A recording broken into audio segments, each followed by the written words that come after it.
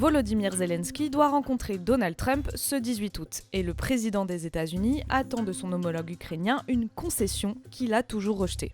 Plusieurs sources anonymes américaines ont affirmé que Donald Trump soutient la demande clé de Vladimir Poutine que Kiev cède le Donbass. Ce dimanche, l'émissaire du président républicain a assuré que la Russie a fait des concessions sur 5 régions ukrainiennes, mais qu'il y aura une importante discussion sur Donetsk, l'un des 2 oblasts du Donbass. He understands that it is for the Ukrainians to decide how they might land swap, how they might make a deal with the Russians on different territories there, but that's why Zelensky and the Europeans are coming to the White House on Monday to make those decisions themselves.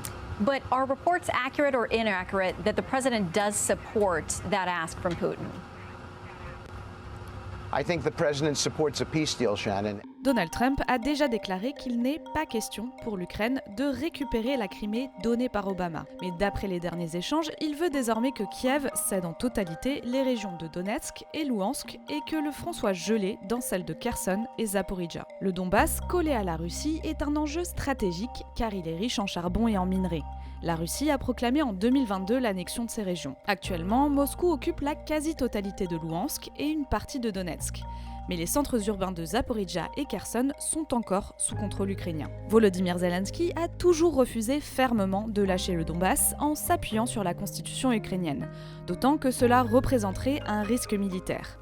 D'après l'Institut pour l'étude de la guerre cité par France Info, les troupes ukrainiennes seraient exposées en cas de retrait. Les questions de garantie de sécurité à Kiev sont donc essentielles et doivent être l'objet principal des discussions qui vont avoir lieu à la Maison-Blanche.